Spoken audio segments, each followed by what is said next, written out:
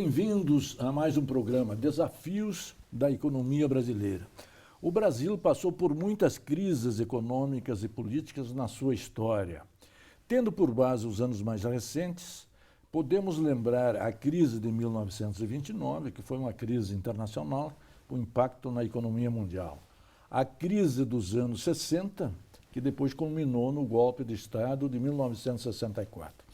Temos mais recentemente a crise da dívida externa, no início da década de 1980, e a crise internacional de 2008, que ainda perdura com seus efeitos no Brasil e também no exterior, sobretudo no exterior.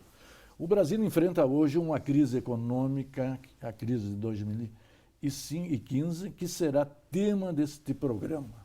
Qual a natureza desta crise? Quais as semelhanças e diferenças com as crises anteriores? Qual o peso dos fatores externos na determinação da crise brasileira atual? E o nosso convidado é exatamente o professor emérito Paulo Haddad, ex-ministro da Fazenda e também do Planejamento, que acaba de lançar um livro, Economia Peregrina. Bem-vindo, professor, ex-ministro, é um grande prazer tê-lo aqui, uma honra recebê-lo. Encontrar com um amigo aqui. Perfeito, né? Eu vou aproveitar exatamente o título. Não é só o Papa que é peregrino, a economia também, professor? Eu escolhi esse título para marcar a seguinte situação. Depois que foi bem sucedido o Plano Real e houve um período de estabilidade, a inflação passou de 26% ao mês em outubro de 92, quando o presidente Itamar assumiu o poder, e ele entregou o país com 6% de inflação anual. Esperava-se, então, que a economia passasse por um período de crescimento. O nosso potencial de crescimento naquela época era de 7% ao ano, muito próximo da China. Sim. E que houvesse um período de estabilidade de preço. Mas o que aconteceu é que o crescimento foi e voltou, a inflação foi e voltou, numa verdadeira peregrinação. Perfeito. Na abertura eu já me referi, inclusive com base no seu livro, às várias crises pelas quais o Brasil passou. E qual a natureza dessa crise comparativamente com as outras? Olha, eu vou comparar essa crise com a de 29. Sim. Em 1929, quando houve a crise mundial, a economia brasileira era extremamente frágil. Sim. A dinâmica de crescimento do país dependia da exportação de produtos primários. Esse período foi denominado de modelo primário de crescimento. Bom, só para um exemplo, o café representava 70% das exportações. Tinha minério, tinha algodão, tinha alimentos, mas era uma economia primária exportadora. Quando começou a crise de 29, nós fomos atingidos principalmente pela queda nas exportações. Sim. Atualmente, nós estamos numa economia globalizada. Desde os anos 90, a abertura da economia foi ampla. Estamos numa economia diversificada, que produz competitivamente aviões, automóveis e o agronegócio e mineração. Estamos numa economia que está ligada aos mercados financeiros internacionais. Então, a crise chega ao Brasil de 3 pontes, através das exportações de mercadorias, através do mercado financeiro internacional e através dos serviços que nós exportamos ou exportamos. Perfeito. Isso significa o seguinte, que com a diversidade, a diferenciação, a diversificação da economia, nós estamos mais resistentes ao choque.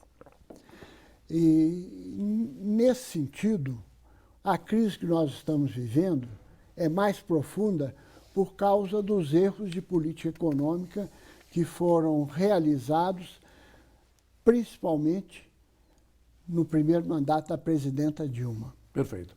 Qual o peso dos fatores externos na determinação da crise interna, que isso tem sido um dos fatores muito alegados pelo governo para exatamente não admitir os erros da própria política implementada? Olha, eu diria que nós estamos vivendo uma crise que, quando comparada com outros países, como Chile, México, Índia, países emergentes, eu diria que 90% dessa crise que nós estamos vivendo resultaram de erros cometidos na política econômica sob a presidência de Dilma Rousseff. Eu acho que houve inconsistências na política econômica, voluntarismo, camuflagem de informações. Então, grande parte dos problemas que estão neste ano são resultados de decisões tomadas no passado. Interferência indevida no mercado, como o preço da energia e do petróleo. O petróleo. preço da energia e do petróleo atingiu profundamente o etanol e outras tarifas públicas. Então, a hora que houve essa correção de preço agora, veio uma inflação que já está em torno de 10%. E uma inflação resistente. Qual o imbricamento entre a crise política e a crise econômica? Porque se fosse só uma crise econômica, seria talvez mais fácil de superá-la. Mas o determinante político passa a ser um fator até, às vezes, preponderante para a solução da crise econômica, não é isso, professor? Exatamente. Grande parte dos problemas que nós estamos vivendo resulta da desorganização das contas do governo. Sim.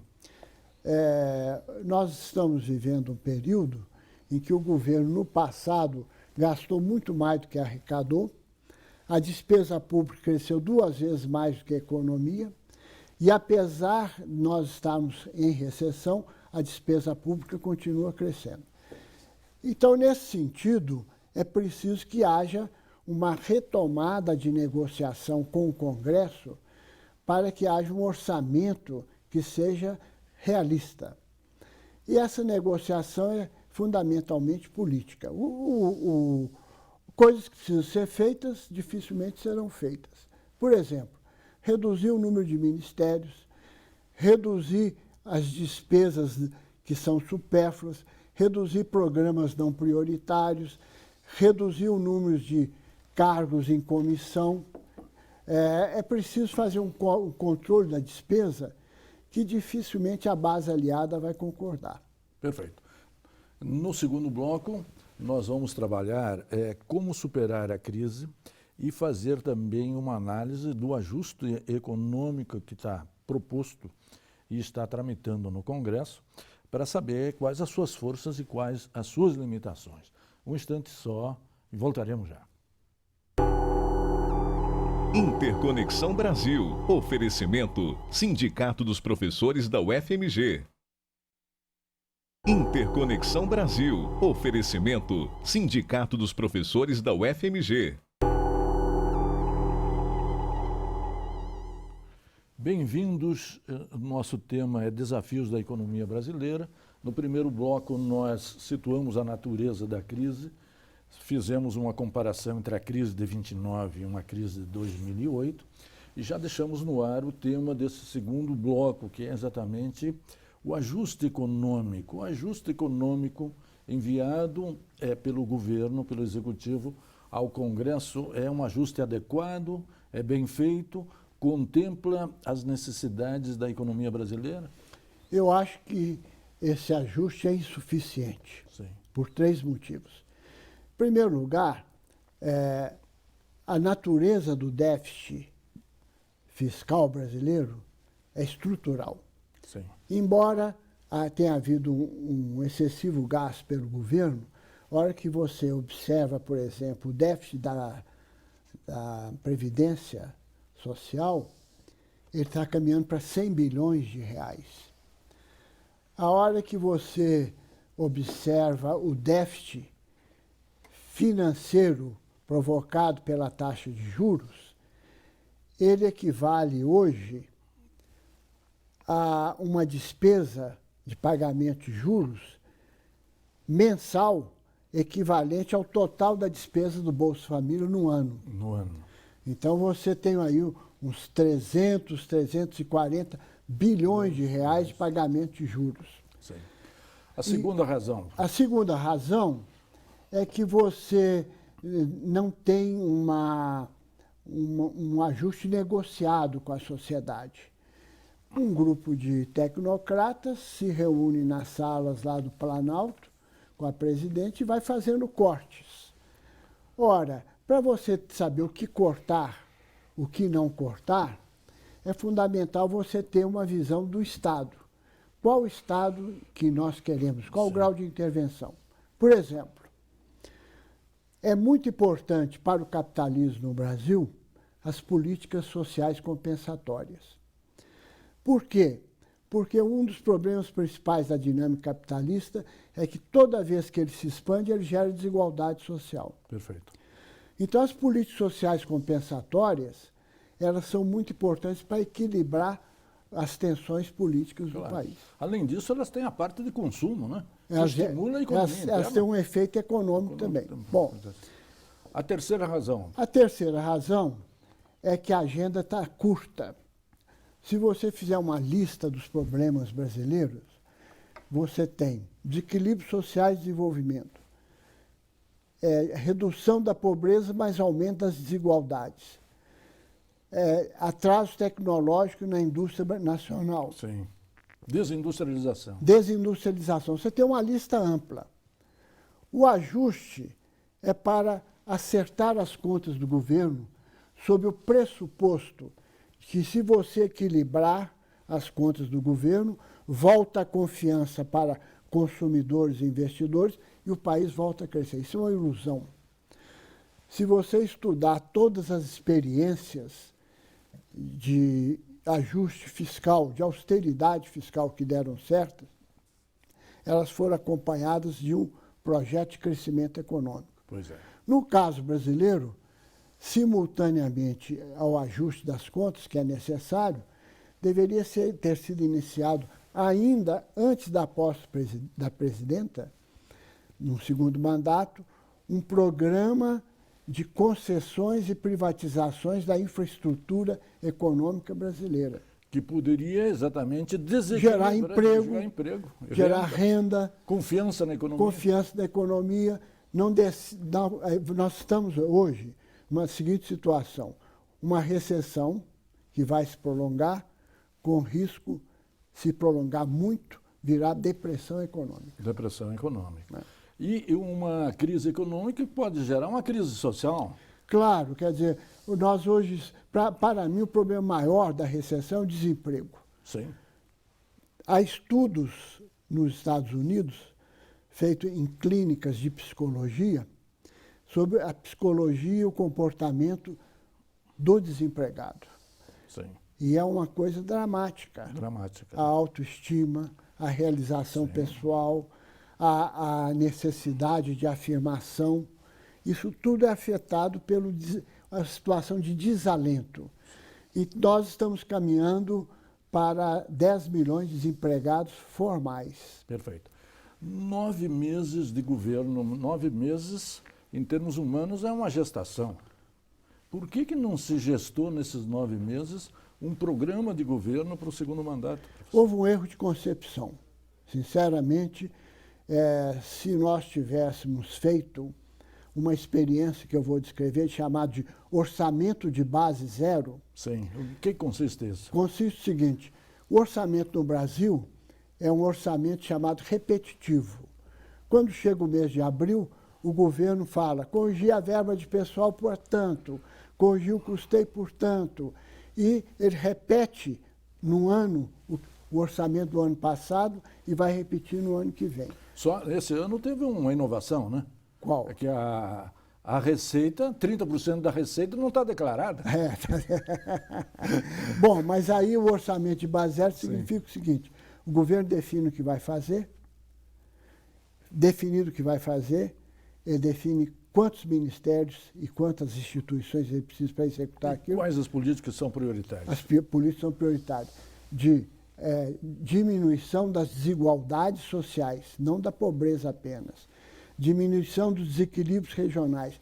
Modernização do parque industrial brasileiro, integrando nas cadeias produtivas mais dinâmicas a nível global. E, principalmente, um programa de preservação, reabilitação e conservação dos ecossistemas. Perfeito. E aí nós entramos exatamente na dimensão do desenvolvimento sustentável, que o senhor trata muito bem no livro, né? Tá certo. Eu vou contar um caso para amenizar um pouco esse tema tão árido. Eu escrevi um artigo chamado O Garçom que Falava Economês. Sim. É a história de um garçom que atendia o gabinete do ministro da Fazenda. E num sábado de manhã, ele ficava lá, servia o café, ouvia a equipe econômica falando. E aí, num sábado, ele ia ser padrinho de casamento, pôs o terno escuro e falou com a esposa: eu vou ao ministério, que hoje vai chegar uma missão do Fundo Monetário Internacional. A hora que ele estava lá arrumando a sala, entrou a missão do Fundo Monetário mais cedo. Sim. Então, falou: senhores, vamos sentar, vamos conversar um pouco. Agora, eu queria prevenir os senhores, vocês podem ficar despreocupados. A taxa de juros subiu um pouco, porque a inflação estava elevada, o câmbio não vai ser desvalorizado, e repetiu essas frases que a gente ouve 1000 vezes por dia nos comentaristas econômicos.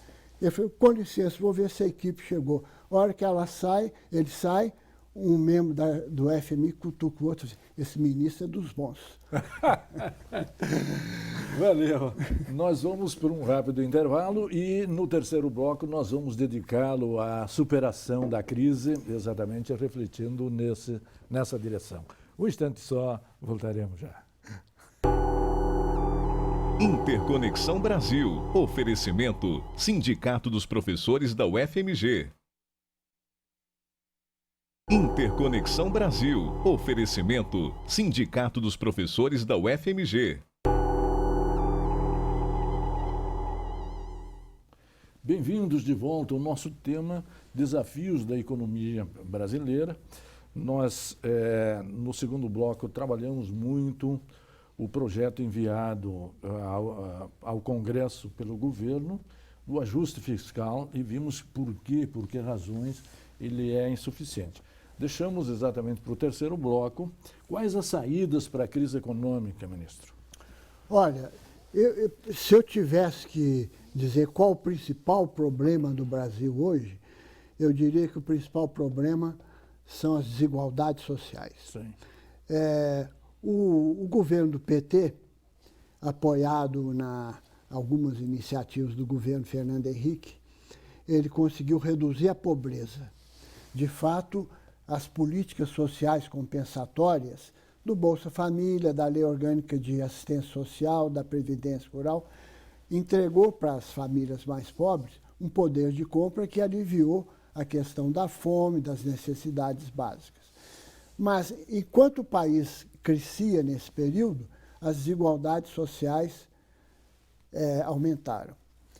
Foi publicado recentemente um livro que teve muita divulgação, do Piketty, O Capital no Século XXI, Sim. e que ele estudou as desigualdades sociais em vários países.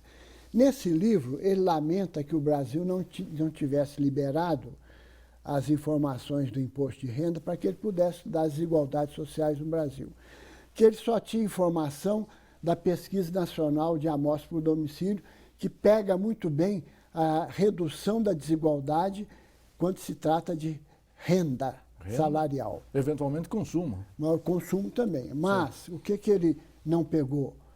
O capital financeiro, a remuneração do capital financeiro, lucros e dividendos. Recentemente, a Receita Federal liberou os dados de 2008 a 2014. E os pesquisadores do IPEA examinaram os dados, compararam com o trabalho do Piketty e chegaram à conclusão que o Brasil é um dos países daquele estudo que tem maior desigualdade social no planeta. Sim. Bom, isso envolve o quê? Envolve um novo sistema tributário, envolve maior eficácia das políticas sociais compensatórias, a geração de emprego, uma indústria competitiva, Sim, a preservação dos ecossistemas, etc. que é tudo reforma estrutural, Tudo né? reforma estrutural. Enquanto nós estivermos fazendo corte de despesa e aumento pontual de impostos perversos, nós vamos ficar rodando no mesmo lado. Consegue, durante 2 ou 3 anos, algum equilíbrio, volta o déficit na frente. Por quê? Porque há uma avalanche de demanda vindo dos inúmeros partidos, dos inúmeros ministérios, dos inúmeros lobbies e do intenso fisiologismo político que domina a nossa classe política. 34 partidos, presidencialismo de coalizão, como é que você cria uma maioria nisso? E a perspectiva da reforma do Ministério, o senhor acha que é um caminho para sair da crise? Eu acho que necessariamente teria que ser feito, mas eu não vejo, eu sinceramente não vejo o perfil da presidenta da República adequado para esse momento. Esse momento envolve negociação, abrir mão do dogmatismo ideológico, Sim, flexibilidade, claro. Capacidade diálogo, de negociação. E eu não vejo a nossa presidenta com esse perfil. Eu acho que nós vamos viver aí até as eleições de 18, nós vamos ver um período assim muito complicado. Pois é. O problema é esse, 3 anos e 3 meses. O Brasil aguenta sem governo?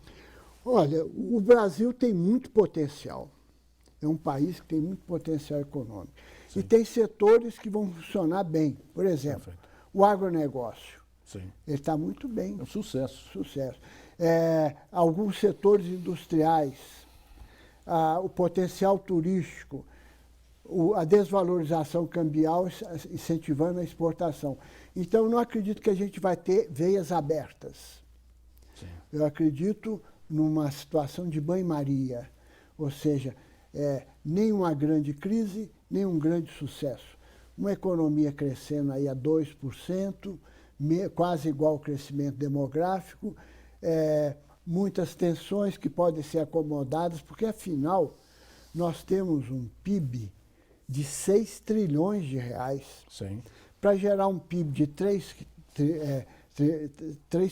6 trilhões de reais, nós precisamos gerar uma economia 3 vezes maior, de 18 trilhões de reais. Então, há sempre alguma coisa importante acontecendo. Perfeito. Impeachment nem pensar, professor? Eu acho que não seria bom para o país, não. Eu acho que, se ela tivesse bom senso, ela faria um esforço para ter um pacto. Por exemplo, vou dar um exemplo mais recente. Quando o presidente Itamar Franco entrou, ele entrou em outubro de 92. A inflação de outubro de 92 foi 26%. O que ele fez?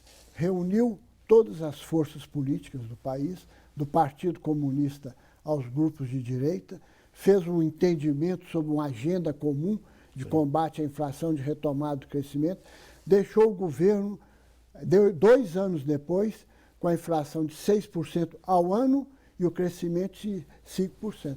Se não me falha a memória, o único partido que não aderiu foi o PT. Foi com resistência. A Erundina, para ser ministra da administração, teve que sair do PT. Sair do PT.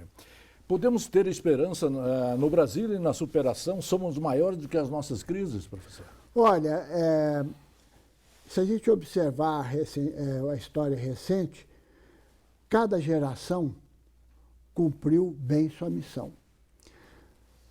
Nós vemos o JK, trouxe o país para uma nova industrialização. Sim.